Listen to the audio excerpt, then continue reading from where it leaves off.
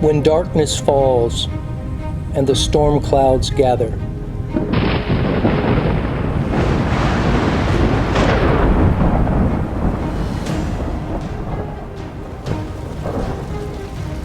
when the fiery trials threaten to leave nothing but ashes, the real question in life is not why do the righteous suffer, but how should the righteous suffer?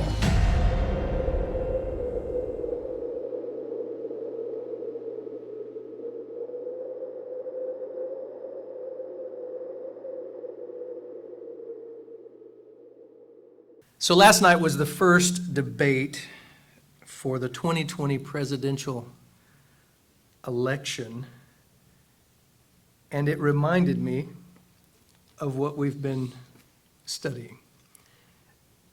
Two sides going back and forth, trying to out-talk one another, name-calling,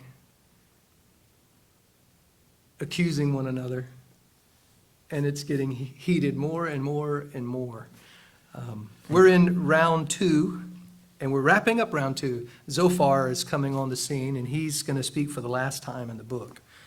And it's more of the same. Both sides are entrenched. Job has his perspective. He's saying the same thing. The other side, the three guys, they're stuck where they're at, saying the same thing. And it just keeps going back and forth constantly. Almost, I don't know how you guys feel, almost a little exhausting for me mentally as you're making it through. I mean, it's been a blessing to study it, but it's just like the same. You know what to expect. Every time you get to the next one, you know what's coming. You know what's coming. Well, it's a good parallel or analogy between the two debates or a debate, and this is really kind of a debate, is both sides are dug in. Both sides are, I would say that at least one side here is not truly seeing what the other side is saying, which would be Job's friends. And Job, while he hears what they are saying, he's having a difficult time explaining to them where he's at. You know what I mean? So Yes. so everybody is they're trapped in their reality. Good point. Good point. So we're going to look at chapter 20, which, as I said, is Zophar's last words, and then chapter 21 is Job's response, is the way that it typically has gone. So verse 1 says, "Then answered Zophar the Naamathite and said, Therefore do my thoughts cause me to answer, and for this I make haste." I have to speak. I can't help it. I've got to speak, and I need to speak right now. And I'm reminded of what James says, let every man be slow to speak. Yeah, a sentence that has haste and speak in it doesn't signify anything good coming after. Nothing good's coming of that. Or the next verse kind of plays into that, right? Verse 3. He says, "I have heard the check of my reproach, and the spirit of my understanding causeth me to answer." Right? He's like, I ain't got a choice. I have to say something. But You leave me no choice. he doesn't really have anything to say. He feels insulted. Yes. His ego got hurt. So he's like, I've got to say something about this. I've got to get this off my chest. And but that's really not the best time ever to try and speak to anybody, especially if you're there in an effort to help them, right? Is to act out of your feelings. Yeah, the comfort has moved to confrontation. Oh, yeah. No doubt about it. The problem is Zophar says, I've got to speak, but we've already heard what he's got to say. He is going to say the same Time to double down. thing. That's what he's thinking. It's not like any of those guys yet have said, okay, let me try this a different way, Job. Let me see if I can come at this from a different angle to get you to understand. And then he's going to go through the whole wicked thing. He says, "Knowest thou not this of old, since man was placed on the earth?" We're talking about stuff that you ought to get, Job. It's been this way since Adam. Once again, their theology is entrenched. They see the entire world through this lens. He says that the triumphing of the wicked is short, and the joy of the hypocrite but for a moment. Though his excellency mount up to the heavens and his head reach into the clouds, yet he shall perish forever like his own dung. They which have seen him shall say, where is he?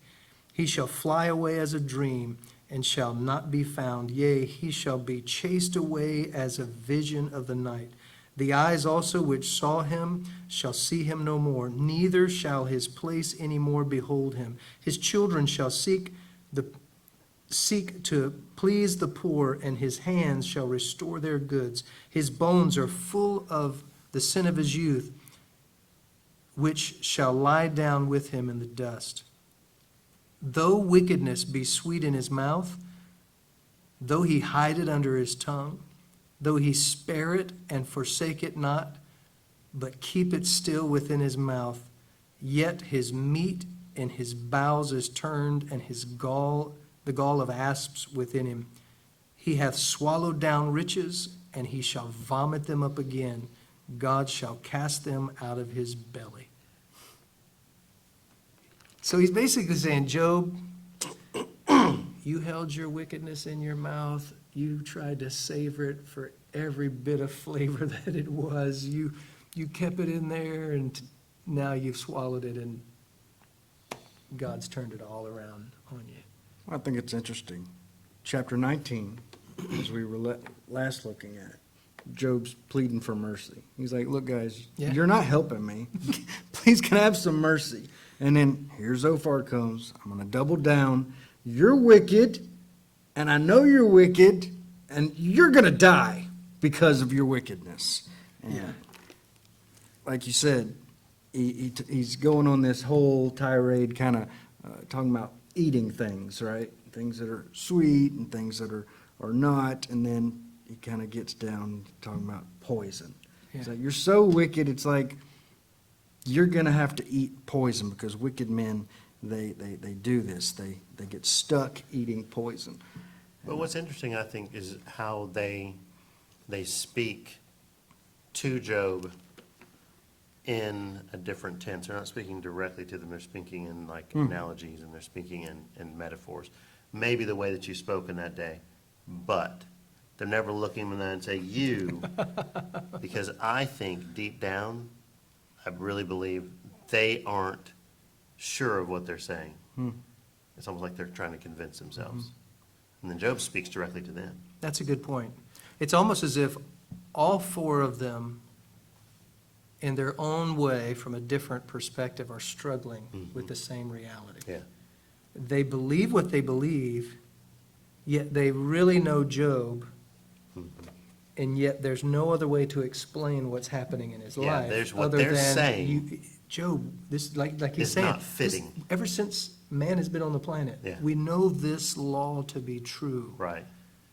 There's no other explanation, Job. And Job's like, there's got to be another explanation, guys. This, I'm telling you, I can't tell you. Well, Job's made up his mind. God's doing this. I mean, that's And they've not witnessed any wickedness that Job has done. Right. Because if they had, they'd be like, well, we saw you, poach those chickens, or we saw, that would be a different They're conversation. just throwing things at the wall and hoping something sticks, and Job will just spill his guts. But what I found interesting was in verse 10, and that Zophar's saying, look, he kind of gives us an idea of what wicked thing he thinks that maybe Job has done. Yeah. He talks about Job oppressing Right. the poor. Right. So he's kind of locked in on this, because he talks about this a couple more times. Yeah. which kind of implies a lot of what he did have before he lost it. He got it being crooked. By being crooked. And again, he has no proof. He's just throwing things out there. This is the one But I'm going to yeah, stick it's to. a good point, because we're talking about the modern debate. We're living in a time, and I guess as we're looking at this, it's always been this way. But it's interesting how if I believe what I believe, and you believe the opposite of what I believe, and because that's the opposite, what you believe is bad, therefore you are bad. So instead of saying, you're wrong in what you think, Job, It's, you're a wicked man, Job. You know, and that's kind of, I mean, that's every day for us in the world we live in. I may disagree with another individual, and because they believe the opposite so strong, therefore what I believe is so bad, I must be bad because I believe it. So therefore, to disagree with another person's perspective means, you know, I'm no good. And that's kind of, in a sense, what I see here, because Zophar's like, wait a minute, we all know this. We're all looking at you. You're arguing with me, which makes you look even more guilty. Right. Because So you're not guilty, sinful, wicked men Right. like you die young. Right, we thought you were guilty, and now that you're just staunchly saying you're not guilty, not only do we see the evidence in your life, now you're standing there declaring you're not guilty. That means you're guilty. We know it, yeah, for sure now, we know for sure you're guilty. He says, he shall suck the poison of asps, the viper's tongue shall slay him. He shall not see the rivers, the floods, the brooks of honey and butter. That which he labored for shall he restore, and shall not swallow it down. According to his substance shall the restitution be, and he shall not rejoice therein. Because he hath oppressed and hath forsaken the poor, because he hath violently taken away an house which he builded not. Surely he shall not feel quietness in his belly. He shall not save of that which he desired. There shall none of his meat be left. Therefore shall no man look for his goods. In the fullness of his sufficiency he shall be in straits. Every hand of the wicked shall come upon him. When he is about to fill his belly, God shall cast the fury of his wrath upon him, and shall rain it upon him while he is eating. He shall flee from the iron weapon, and the bow of steel shall strike him through. It is drawn and cometh out of the body, yea, the glittering sword cometh out of his gall. Terrors are upon him. All darkness shall be hid in his secret places. A fire not blown shall consume him. It shall go ill with him that is left in his tabernacle. The heavens shall reveal his iniquity, and the earth shall rise up against him. The increase of his house shall depart, and his goods shall flow away in the day of his wrath. This is the portion of the wicked man from God, and the heritage appointed unto him by God. And just like that, he bows out. He's made his case, Yeah, his closing arguments, his closing argument. you're wicked. So that we don't see any more from Zophar. But he leaves us, or he leaves Job with a whole lot to try and digest there, as he just punches him in the gut a couple more times, letting him know how evil he is. And again, still not having a clue what's really going on here. Just really stuck on that whole retribution theology. We know something has happened. But you know, there's something admirable about Job, because you know he's got to be sick of this by now. And it's got to be tempting. He's to told say, him that a few times. You know what, guys? You're right. I'm a wicked man. Y'all can go home now. Right. But he doesn't. He knows he's not. And he's not going to let them paint that picture. He's not going to accept that. Sounds He's gonna kinda familiar. stand. He's Yeah. going to stand and say what it is that he's saying and believing. Yeah. So, chapter 21, Job responds now. This is his seventh speech, if you want to call it that. But Job answered and said, "Hear diligently my speech, and let this be your consolations." He's like, do me this one favor. Just if you would just listen to me, that would be a comfort to Just me. listen to me. If you would just hear what I had to say. And then he says, "Suffer me that I may speak, and after that I have spoken, mock on." You can say whatever you want. If you would just let me speak, then you could go back to doing what you were doing. He's already, it's almost as if he's saying, no matter what I say, you guys are not gonna, I'm putting that in the catalog. and not gonna, Mock on. not gonna change it. You're gonna mock me no matter what. But if you would just, he's just asking, would you just hear me out? And that's crazy because that's really not a lot to ask, No. especially from friends. People that are supposed to be your friends, supposed to be here to help. Yeah, I mean, you don't have to agree with me afterward. You don't have to change your mind afterward. Just suffer. Just give me the respect of just hearing what I have to say. And it's just not happening. Verse 4, he says, "As for me, is my complaint to man? And if it were so, why should not my spirit be troubled?" He's like, guys, I'm not complaining about you. Right. I'm not saying this is your fault. I'm not saying you guys did this. I'm not saying any man did this. I might not be happy with you guys, Right. and I might not think you're good friends, but I'm not saying you're to blame for my situation. Right. You know, And then he says, "Mark me." In other words, just look at me. Look around, guys. But see, they are looking. And they're looking at the same thing he's asking them to look at, but when they look at it, they see something totally different. Yeah. Which goes back, that's what they believe. Their lens, they see everything through what they see. Which is retribution theology. And so and this is a good point, kind of a side note, kind of not. My doctrine is important. Yeah.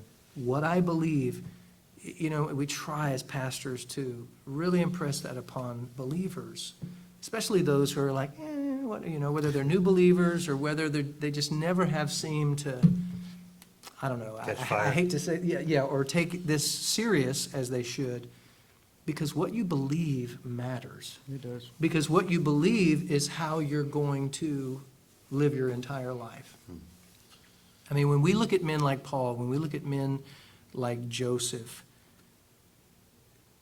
and the things that we admire about them, things that we're like, man, I would like to be like that, it's because of what they believed.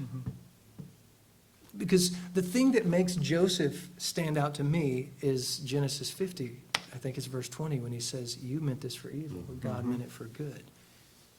Because when you look at his story, you think, wow, how does a guy get to the end of that and not be this bitter, angry, vengeful?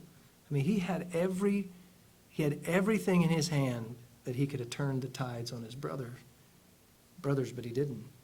And he didn't because of what he believed. Not easily swayed when we know we believe also. Yeah. Yeah, so he says, "Mark me and be astonished, and lay your hand upon your mouth. Even when I remember, I'm afraid, and trembling taketh hold of my flesh." He's like, guys, when I look around at where I'm at, it terrifies me. You ought to come to the same conclusion. And then he starts the why stuff again. He says, "Wherefore do the wicked live, become old, yea, are mighty in power?" He's given a rebuttal against what these guys have said. He's like, well, who said the wicked always die young? Because when you listen to what these guys are saying, it makes it sound like, and there's a lot of truth to what they're saying, but it makes it sound like if you're wicked, you're going to be snuffed out real quick. And Job's like, that's just not true, guys. They're saying that it happens a certain way every single time. Every time. Yeah. And he's saying, no, this is not the case. He says, "Their seed is established in their sight with them, and their offspring before their eyes. Their houses are safe from fear, neither is the rod of God upon them. Their bull gendereth and faileth not. Their cow calveth and casteth not her calf. They send forth their little ones like a flock, and their children dance. They take the timbrel and harp and rejoice at the sound of the organ. They spend their days in wealth, and in a moment go to the grave. Job's like, I haven't seen what you guys are talking about. Right. He says, I see a lot of examples of people who live wicked lives, and it seems like everything's great. Yeah, they ultimately die, but not necessarily the way that you got. Because they're making it sound like, yes, Every at wicked some point man. you turned wicked, and now that's why we're seeing what's happening in your life. I think in this chapter, we're finally seeing Job step out and take a stand against this retribution theology. Finally, he's coming out. He's like, you're saying, It is definitely- like you were just saying, And he probably they never believe would it's- have until he right. became the victim of it. Yeah, Right. there's a change, there's a transition. Here's the change that we start to see coming around for Job. But it doesn't always work that way, where wicked men always get wicked things done to them. Sometimes wicked guys got it pretty good too. Yeah. And sometimes good guys, they have it pretty rotten. Yeah, but I do also still sense that Job might be a little bit, I don't want to use the word jealous, but I mean, he's looking at his situation, because he's still wrestling with this thing. He's looking at his situation, and he's looking down the street at the wicked guy, Yeah, and that's a he's good going, point. his kids are running around, That's a they're good point. dancing. It's on a different level. They- His friends are his saying, bulls always bear, his Right. cows always Always. calve. It seems like nothing's happening to him. But for how long have Job's friends been looking at Job in that same way? Just as we get the idea, listening to their words, and they've probably been thinking those same thoughts. Man, Job's always got it so good. He's got great kids, and everything's working out good for Job. So now they're striking. We always make a mistake, though, when we look across the fence. The grass is not always greener over there. Especially at the wicked. Right. When I read this, I was reminded of Psalm 73. yeah, I've been thinking about You know, that he's too. like, my feet have almost slipped. He says, I was just about undone. He said, I consider the wicked and how they prosper and they're blessed. And he said, just the thought of this was too painful for me. And then he says, until I went into the sanctuary. And then I understood Then I understood. their end. Yeah. Yeah, this is, he's looking around and going, no, it's not that easy. But I think you're right. I don't think he would have ever really started getting this clarity had he stayed where he was. Right. As Yeah, I long as think- life was still equaling the equation, he would have thought his math was right. And he's got a few chapters to go before he finally. Yeah. the Oh, yeah, eyes he open. hasn't turned the Right, yeah. corner completely. But it's starting to. Right. There's movement. Right. There's deeper movement. Yeah, he doesn't know why he's in the situation that he's in. He knows that he's not the wicked man they're trying to say he is, but they're hearing their arguments about what happens to the wicked and when. And he agrees with them, and he's going to say that in his response. Yeah, the wicked do end up paying the price for their wickedness, but it's not as fast, quick, and easy as you're trying to portray it. Yeah, it's Yeah. not steady state. It's not like, okay, 3.5 years, boom, the wicked. And not always here on earth. That's true. Because many times, as he goes on to say, the wicked man will die, and they don't receive their judgment here. Yeah. That's a good point. I mean, even if they had the best this life has to offer, it won't even Many matter. of them do. It won't even matter at that moment. Right. Yeah. And he goes on to say in verse 14, he says, therefore say they unto God, depart from us, for we desire not the knowledge of thy ways. What is the Almighty that we should serve him? And what profit should we have if we pray unto him? Lo, their good is not in their hand. The counsel of the wicked is far from me. He says, I'm not thinking like that. You know, once again, I'm not that guy, Right. guys. I'm righteous. I am not that guy. He says, how oft is the candle of the wicked put out? And how oft cometh their destruction upon them? God distributeth sorrows in his anger. They are as stubble before the wind, and as chaff that the storm carrieth away. God layeth up his iniquity for his children. He rewardeth him, and he shall know it. His eyes shall see his destruction, and he shall drink of the wrath of the Almighty. For what pleasure hath he in his house after him, when the number of his months is cut off in the midst? Shall any teach God knowledge, seeing he judgeth those that are high? And then he's saying what you're saying. He says, one dieth and is full of strength, being wholly at ease and quiet. His breasts are full of milk, and his bones are moistened with marrow. And another dieth in the bitterness of his soul, and never eateth with pleasure. And he says, they shall lie down alike in the dust, and the worms shall cover them. Mm-hmm. He's Same like, fate. He's like, it doesn't matter what kind of life they live, the worms are going to eat them both. That's right. That's right. They both taste the same That's right. to the maggot. So many times death is just random. You don't really know how it's going to come back. But for the wicked and the righteous, So you, death is the same. and we don't like that. No. We like it when we can put it in the equation. If we have this perception that we're good. Right. Good point, because Job really loved this theology when he was riding high. Yeah, He's not so sure about it now right, because it didn't work out that way for him. right. I like mercy. Yeah. 'Cause I Love need it. mercy. I need it a lot. Yes. I can't subscribe to the thought that, that anything I've done is deserving Yeah. of that side of the retribution, you know. We're all in the same boat. That's true. I found something interesting that we just kind of passed by between verses 19 and 21. It's kind of like that's where Job is rebutting his friends, talking about how even your children are going to reap the punishment for your wicked actions, Job. And he's like, look, what good does it do God to punish the children of a wicked man and not the wicked man himself? So that doesn't even make sense when you guys are saying that. Right. The wicked man, the righteous man, they're both going to die. They're going to get it. Yeah, they are. And once again, Job's thinking eternity. So that keeps coming up in his thoughts and in his That's conversation. part of that progression. This whole thing started in the here and the now. Right. Job's wealthy. He's got all this cattle.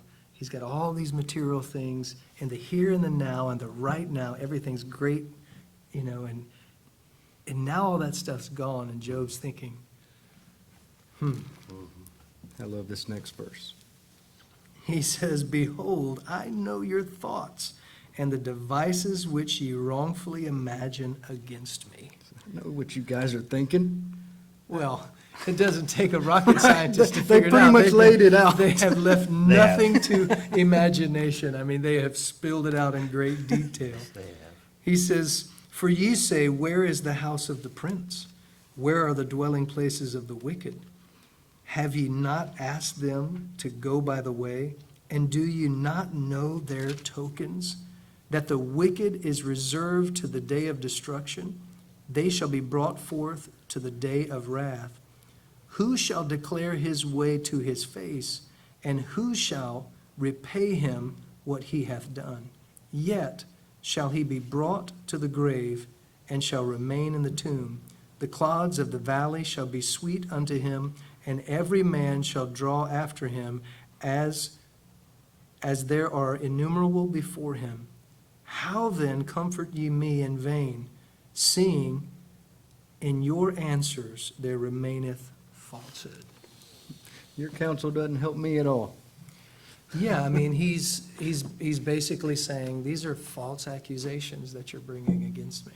Over and over again, everything that you guys are saying are false accusations. And they are. Yeah.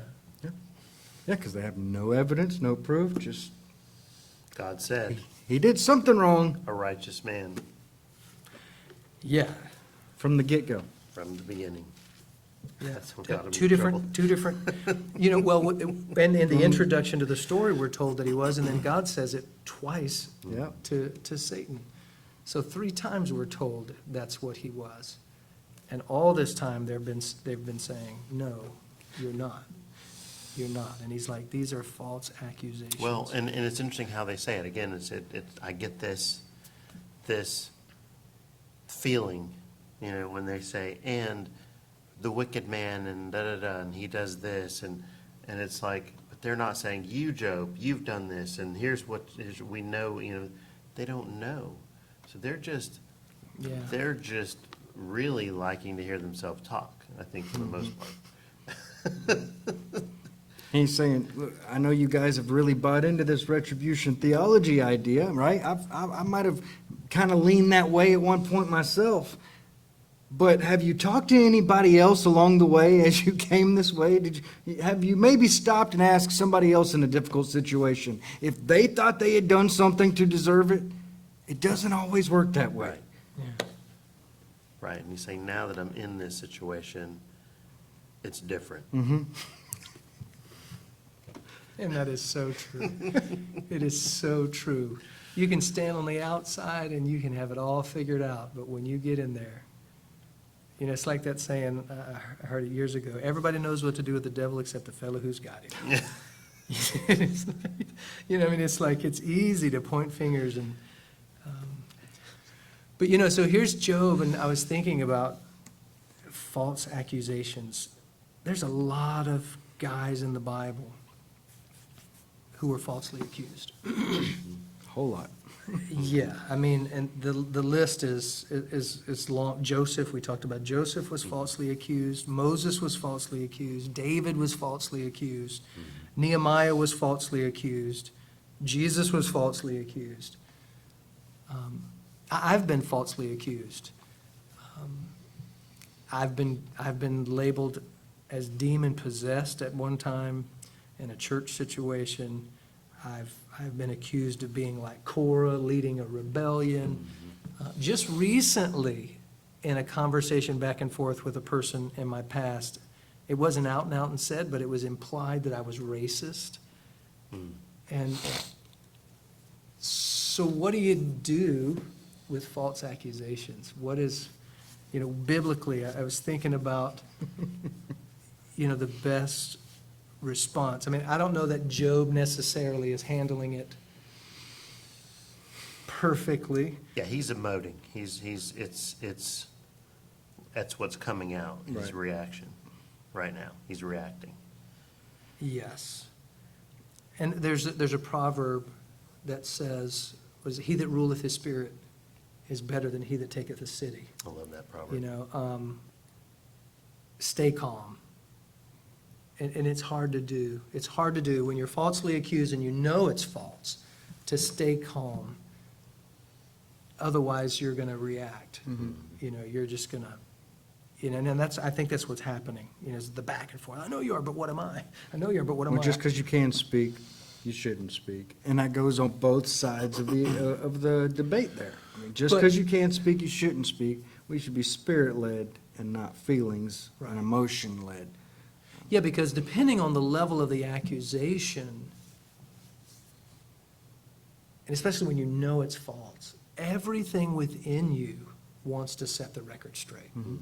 Now, whether that's pride or whatever, I don't know what that might be or what we might call it. Maybe it's different at different times with different situations of people. But I can think back of some times where it's like everything in me wanted right then, right there to set the record straight. And The Bible's full of guys like that too, who wanted to set the record straight, others who maybe should have, but they didn't have to because the Lord set things Yeah. in place and Yeah, cleaned things up for them yeah.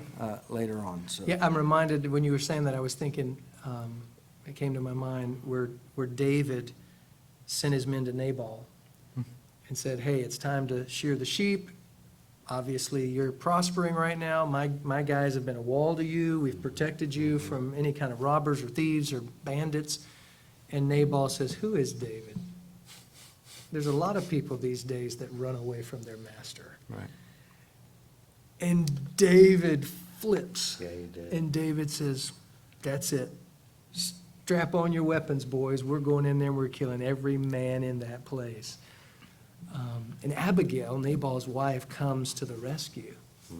And it's interesting, she reminds David who he is. You know, she's like, listen. First of all, she says, well, he is Nabal, which means fool. He is like his And name. doesn't she bring them?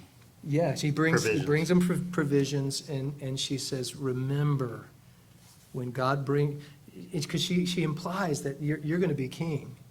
And she says, you need to remember where you're going, and don't let this accusation and your response to, or reaction to it instead of a response, mess up those future plans. I love that account in the scripture where David's like, you know what, you're right.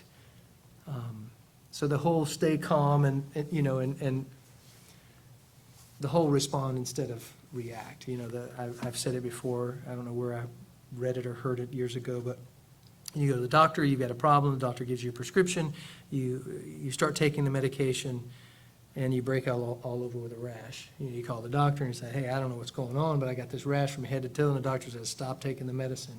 You're having a reaction. That's not good. You know, he's like, so stop taking that, and then, you know, take this. And so you start taking that, and you get better, and doctor's like, hey, how you doing? Hey, I'm doing great. Great, you're responding to the medication. You know, speak the truth in love. I don't think there's anything wrong with trying to set the record straight. And I think sometimes Job's done that, but a lot of times Job's like, you bunch of knuckleheads, you idiots, you stupid, I'm smart as you are. You know, He takes it a there's- step farther. Yeah, there's all the interruptions, the name calling, the accusations back and forth. That doesn't, and he even says at Job, a few studies back, he says, how forcible are right words, but what does your arguing reprove? Right. Even though he hasn't taken that advice all the time. But then I think we should seek comfort, because, and I've been guilty of wanting to be comforted by other people. So then what I do is okay, well, you falsely accuse me, I'm going to run over here to Victor and say, can you believe what John said? Yeah, that's not going to bring comfort. Now, all that's going to do is cause problems. The psalmist says, the Lord is my defense. Yeah, amen. And we've got to learn ultimately, you know, and I'm sure each of you guys can attest to this. There's been times that I've been falsely accused, and it was years later the truth finally came out. You know, God brought it all out and caused people to see the situation. Yeah. Because he's my defense, and we've got to remember that he's And there's a our point defense. that you get to where you rest in that before Yeah. you see this deliverance. And it's almost like, I don't need that anymore. I'm at rest, Yeah. I'm at peace. The stuff that I cloaked myself in that I thought I needed is all gone. It's burned away. Yeah. And now I'm where I need to be. And then God's, okay. Yeah, and I love this. This kind of goes along with just this thinking about this whole accusation. This is in 1 Corinthians chapter 4. Paul says, let a man so account of us as the ministers of Christ and stewards of the mysteries of God. Moreover, it is required of stewards that a man be found faithful. And then he says this, but with me, it is a very small thing that I should be judged of you, I love that. or of man's judgment.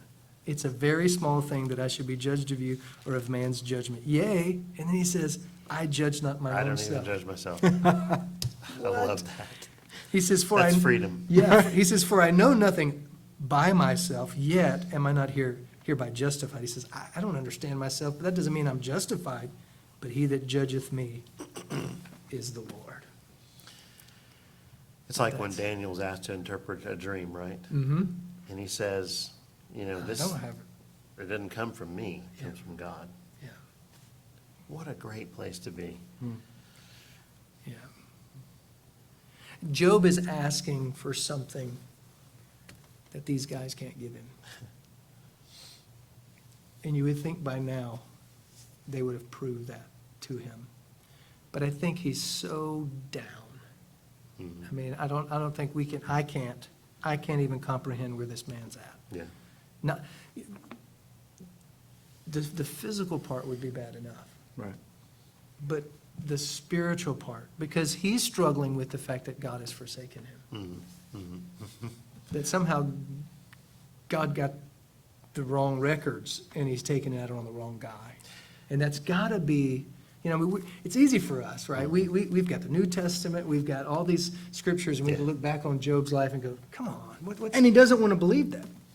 No, So there's that wrestling also. so he doesn't have an answer. Right. He knows that what his friends are accusing him of is false. But he can't give a good explanation for it. He's like, you're wrong, guys, but I can't tell you why. Yeah, and I'm sure he vacillates between that, though he slay me yet I'll trust him, to that he's left me. And the he's left me is a crushing kind of thought, because if that's the case, then God has not been true to himself. Something just hit me. This could be completely off in left field, and you guys will set me straight if it is. I see God's mercy in these three guys. The mercy that he's been asking for. Being a distraction. That's a good point. He's not Could in you his own imagine misery. Job sitting in the ashes and garbage dump, scraping his sores, completely left Yeah, to his own that's a good point. devices? That's a good point. Yeah, this is miserable. The accusations, the arguing, all of that's happening. That's Necessary. got to be terrible, but he works all things together for good. And he's going to use this all at the end when this is all said and done. But just the distraction, Part of the plan. make the day go by. It's Imagine like- how much slower the day would go by if he wasn't having to pay attention to what these guys are saying. Did I scratch And- that and- one and- yet? I don't know. It's like all things working together for the good of those who love God and are the called according to his purpose. It's all working together for good. Count it all joy when diverse Yeah. temptations. And we get to learn from it. Yeah, and so I need to remember this when my comforters are around. And I wish they weren't a part of my story. God's brought them into my story.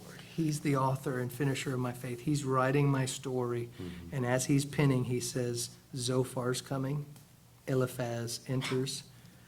These guys are coming in, and I'm like, I wish these guys would get out of here. I don't It's want so these guys interesting here. that you picked up on that, because I've been sitting here racking my brain, and I was discussing this with my wife earlier today. Like, we've saw the back and forth. Like, why do we have to keep seeing the back and forth between Job and his friends? Like, well, I'm kind of tired of that by now. Let's move past that point.